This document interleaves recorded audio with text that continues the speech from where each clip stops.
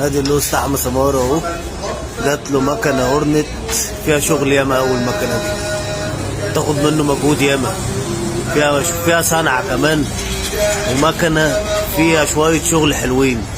متبهدلة طبعا بتاع مش دايرة، والترومبة الحشو بتاع الترومبة وحش، ويعني متهربدة كده مهابط.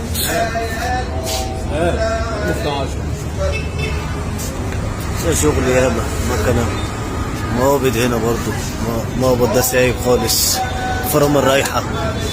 البتاع اللي هو بتاع الغيارات ده بصوا طبعا بصوا برضو الزيت برضو بصوا، يعتبر الزيت ده فيه زيت مش ميه، ده زيت. ده مكنه فيها شويه شغل حلوين. بص طبعا ايه، الله يقويه بقى، الله يقويك يا اسطى والله.